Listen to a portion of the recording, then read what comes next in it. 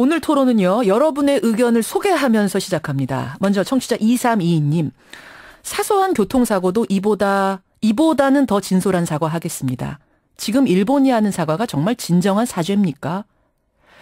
진솔한 마음이 조금이라도 있다면 없는 소녀상을 만들어서라도 관리해 가면서 속죄하겠습니다. 라는 문자가 있는가 하면 청취자 2818님은 이 정도면 의미 있는 합의입니다. 만일 일본 정부가 법적 책임진다고 밝혔더라면 그때도 또 뭔가 딴지를 걸면서 우리 정부 비판하는 사람이 있을 겁니다. 이 정도면 만족해야 된다라는 문자가 들어옵니다. 자, 일본군 위안부 문제는 최종 타결이 됐다는 이번 합의, 여러분은 어떻게 생각하시나요? 양측의 의견 들으면서 여러분 생각 정리해 보시죠. 먼저 세종연구소 수석연구위원이세요. 이면우 위원 나와 계십니다. 안녕하세요, 위원님. 예, 안녕하세요. 예, 그런가 하면 경북대학교 법학전문대학원 김창록 교수님도 나와 계시죠? 네. 안녕하세요. 먼저 이면우 위원님. 예. 이만하면 그래도 최선을 다한 합의다 생각을 하셨다고요? 예, 그렇게 생각하고 있습니다. 예, 어떤 이유일까요? 물론 지금 이제 특히, 최선이냐 아니면 졸속이냐라고 얘기를 한다고 그러면, 예.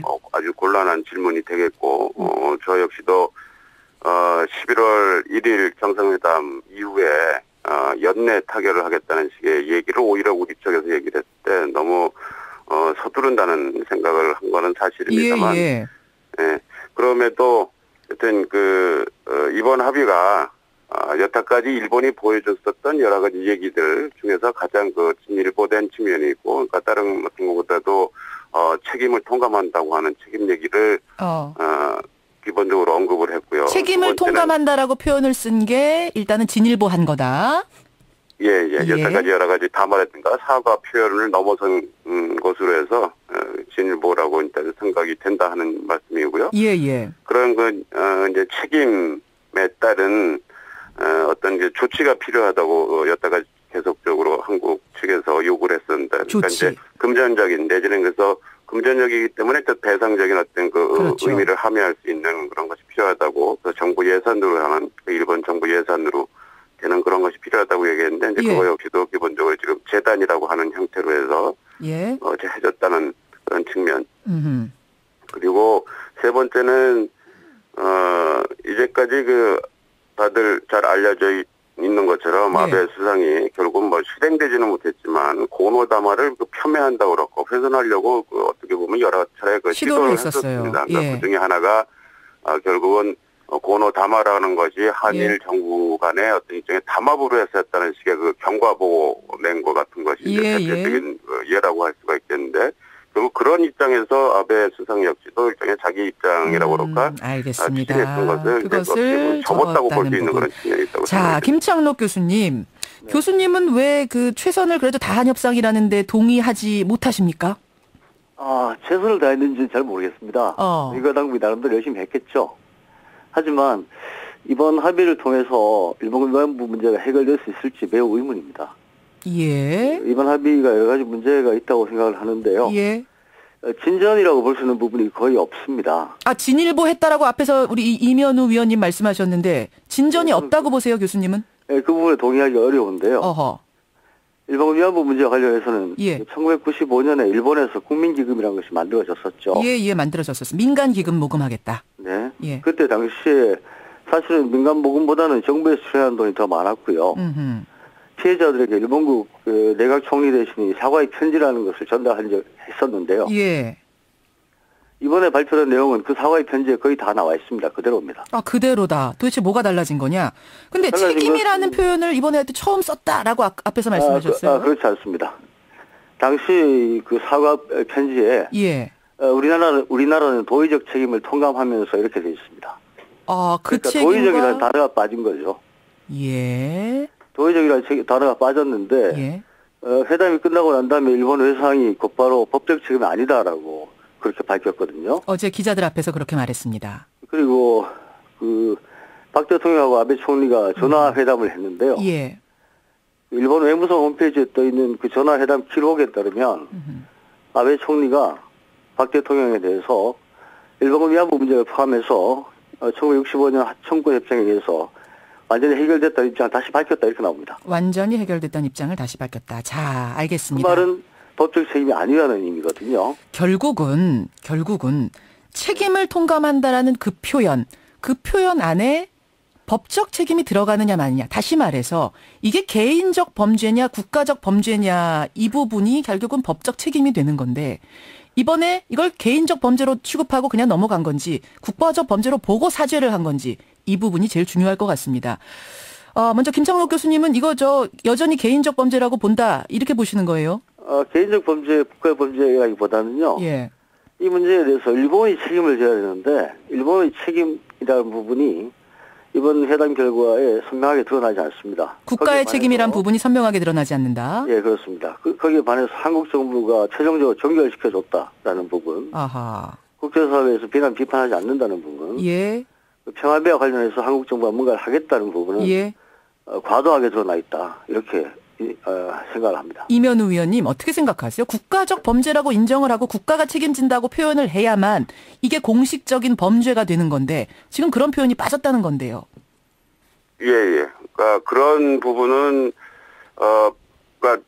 그런 부분을 포함해서 뭐 아쉬운 부분은 저 역시 분이 많다고 생각이 됩니다. 예. 그러니까 예를 들어서 역사 교과서 같은 부분에 예전에 있었었는데도 불구하고 그런 것이 이번에 좀 더 얘기가 됐으면 하는 아쉬움이라든지 물론 이제 그건 앞으로 재단이 어떤 식으로 운영하는지에 따라서 이제 할머니들의 명예와 상처 회복하는 거하고도 연관돼서 이제 추진될 수 있는 그런 여지는 좀 있습니다만 예. 일단 그럼에도 불구하고 어떻게 보면 여태까지 한국 내에서 얘기됐었던 그럼 예. 과연 어떻게 이거를 풀 거냐.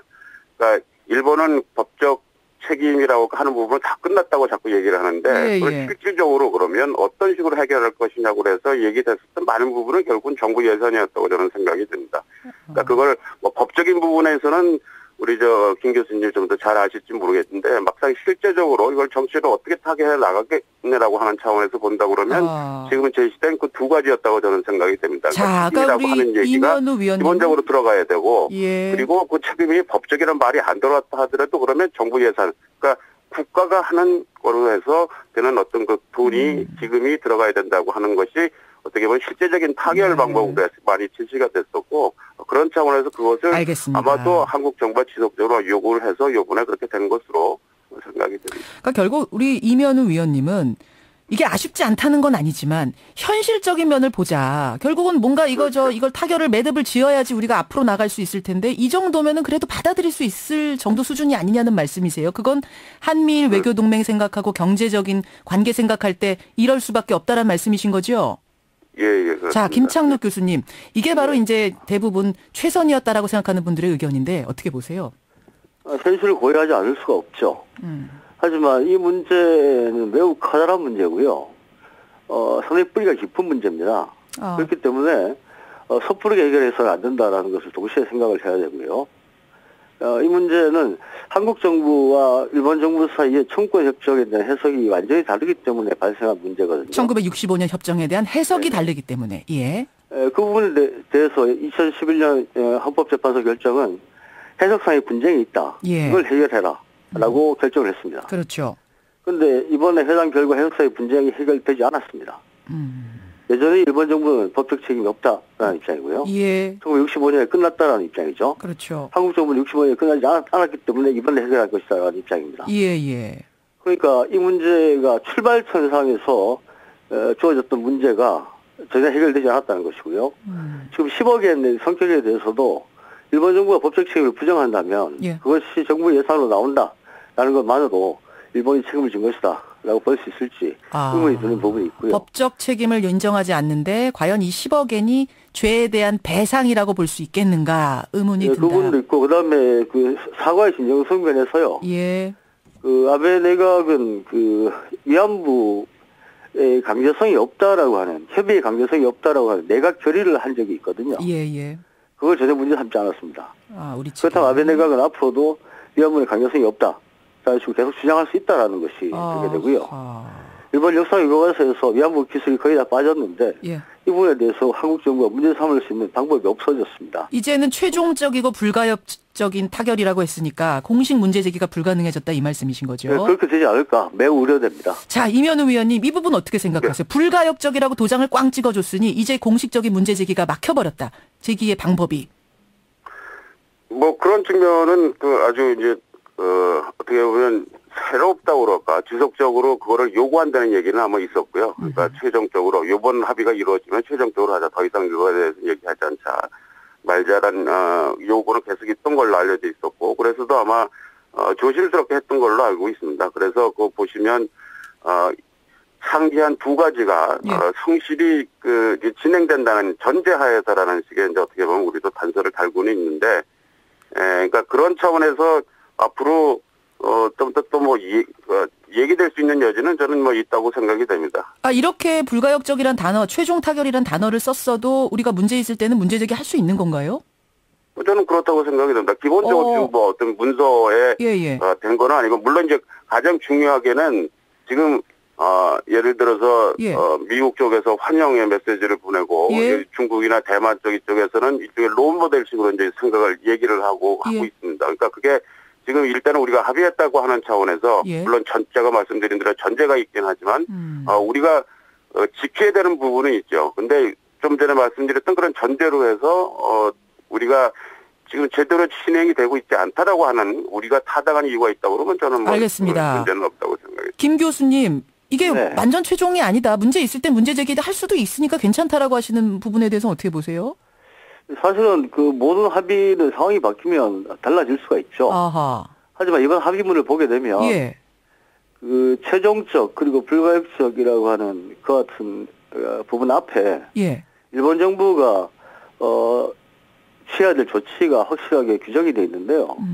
그 부분은 10억 엔을 내는 겁니다. 그렇기 때문에 10억 엔을 일본 정부는 이 합의에 따르면 10억 엔을 내면 일본 정부가 더 할 필요가 있는 것이 없어집니다.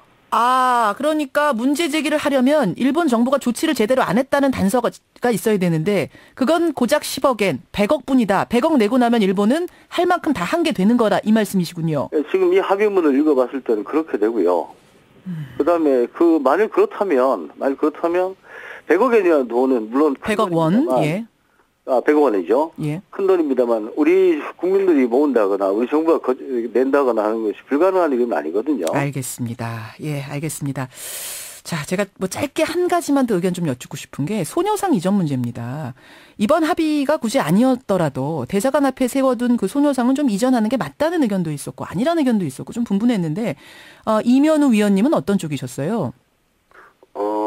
저는 그 이전 정도는 좀 더 생각해 볼 수 있다고 저는 생각하는 편이었습니다. 아예 철거가 아니라 어디 다른 곳으로 이전하는 건 괜찮지 않겠느냐?